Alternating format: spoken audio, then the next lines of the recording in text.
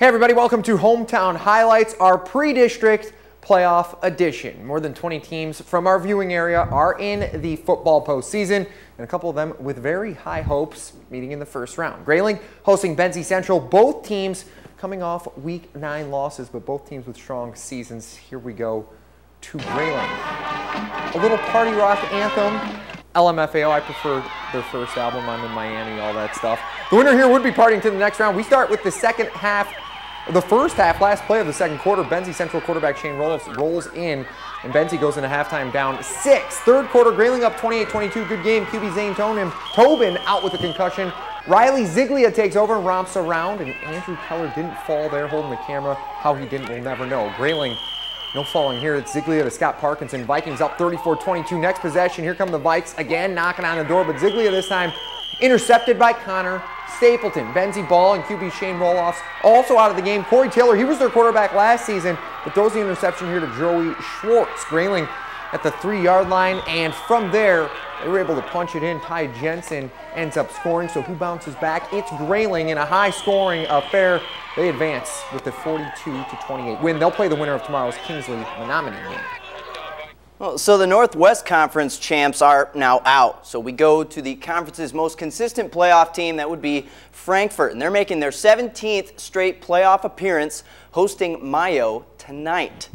And just for the proof, there's the sign on the goalpost. Panthers driving a really great shot by Mark Cholette tonight, panning around the stadium. Taylor Bigley to Adam Plumstead for 40 yards, kicks off the Panther offense. 7-0 lead. Later on, Frankfort rolling.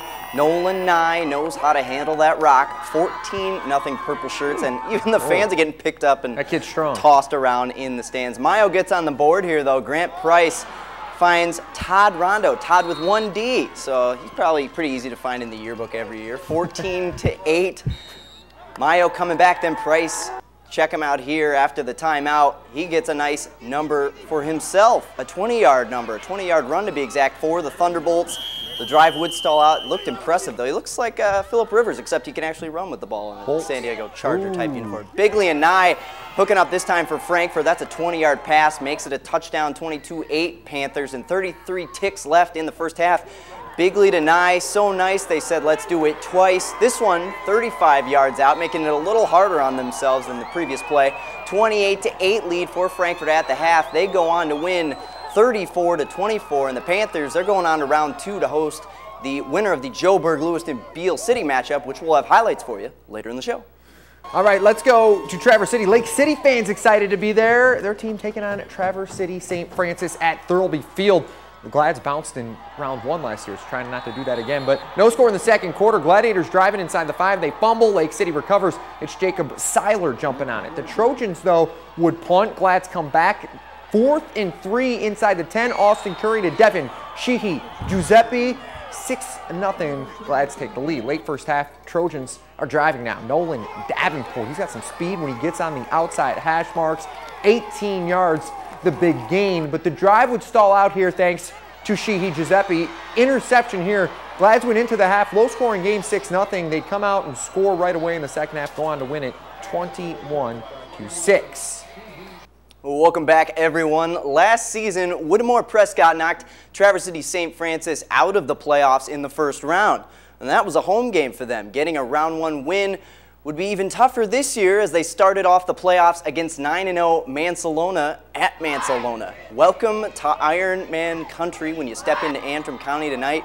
Anthony Bell takes a huge step into Ironman country with this huge 50-yard kickoff return for the Cardinals to get the game going. Bell then finishes off what he started. Here's a 25-yard scamper, and that's a nice Cardinal score, 7-0. The fans are chanting, "Go Cards, go Cards." I thought they were watching the World Series or listening to it on the radio or something, but no, they were cheering on Whittemore Prescott and the flag man wearing his banner high. Later on, Mansalona, Wyatt Durer finishes this 5-yard runoff, and the 2-point conversion puts the Ironmen up 8-7.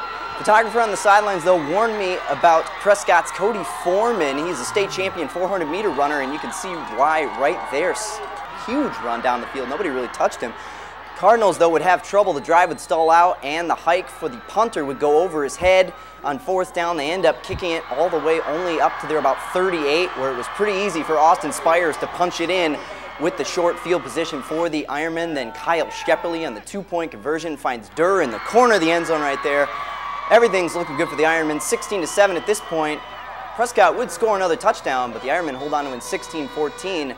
They'll play at St. Francis, and that one's coming up 1 week from tonight at 7 o'clock. Beal City coming up for downstate to take on the 8-1 Joburg Lewiston Cardinals. Another Cardinal. Figures the Cardinals are up in the World Series as we speak. First quarter, 4th down for Beal City. Aggies, Ty Rowland on the pitch, and he doesn't just pick up the first down. He's going to go ahead and grab all 6 points, and Beal City goes up 14-0 there. Johannesburg goes 3 and out, then Aggies with the ball again. They don't take long to strike again. Our favorite man with the best name, Stone Beckwith, takes it to pay dirt, 21-0. Second quarter, Cardinals getting it going. Alex Payne finds Brian Van Coyley. Joburg knocking on the door with this play. Now watch this play. It's going to fool just about everyone, including probably you if you don't pay close attention. Cardinals do the patent and fumble. Rooski, Sean Acethorpe, the biggest dude on the planet, and especially on the field, picks it up and goes in for 6. 21-7, but Joburg, they didn't have enough tonight, and their 2011 season comes to a close, losing to Beal City 43-20. Beal City now is on their way to Frankfurt to play the Panthers in round 2 next week. To Clare we go now. Pioneers hosting Sanford Meridian. 7-0. Clare up when we pick it up. It's Jordan Gross for Clare with the fumble. Recovering from Gross, we go to even grosser. Jackson Gross here. I don't know who's grosser out of the two, but they have the same last name. Awesome. He's going to go 20 yards in for the touchdown. Both playing sick tonight, I can tell you that. 14-0. Meridian, they needed a big play, and they get it here on the kick return. Check this out.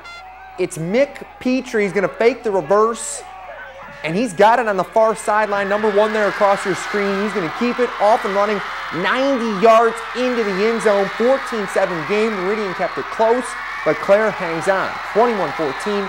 They'll host Morley Stanwood next week. Now,